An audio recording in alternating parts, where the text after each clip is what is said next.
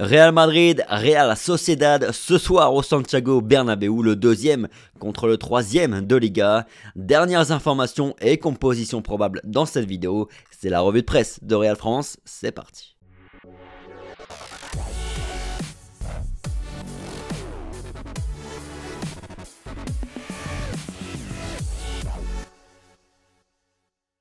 Bonjour à tous, j'espère que vous allez bien, ravi de vous retrouver aujourd'hui pour une nouvelle revue de presse d'avant-match qu'on commence comme d'habitude par les unes des deux quotidiens madrilènes, des Zafio Real à la une de Marca, le second contre le troisième dans un duel de luxe à la poursuite du leader. La Real arrive en pleine forme et avec la gueule de bois après son élimination en Copa contre le Barça, Taque Kubo est le leader d'une Real qui vient sans complexe au Bernabéu.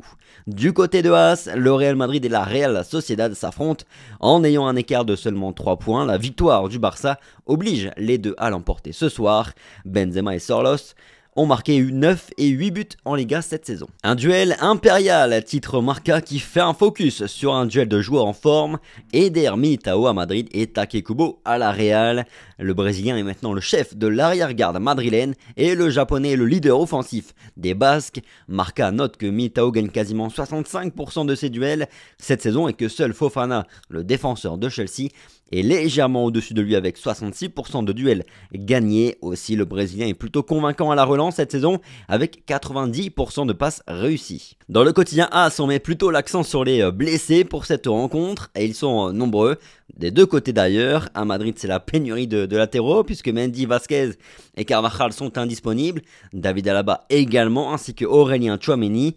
En théorie, Carvajal, Alaba et Tchouaméni seront de retour ce jeudi contre Valence, c'est Carlo Ancelotti qui l'a annoncé. En face, Imanol n'est pas mieux loti qu'Ancelotti avec pas moins de 8 joueurs absents pour ce match contre le Real Madrid et pas n'importe qui puisque Merino et David Silva pour ne citer que sont notamment out. De ce fait, on va encore avoir le droit à du bricolage à Madrid, notamment en défense avec Eduardo Camavinga attendu sur le côté gauche, Militao, Rudiger, Nacho, ça bougera pas a priori et je précise qu'Odriozola est disponible au milieu de terrain. As s'attend à une titularisation de Dani Ceballos avec Toni Kroos et Fede Valverde. Luka Modric a beaucoup joué contre l'Atlético, donc c'est cohérent, ça fait sens. Et en attaque, Rodrigo sera probablement récompensé et titulaire selon As en tout cas.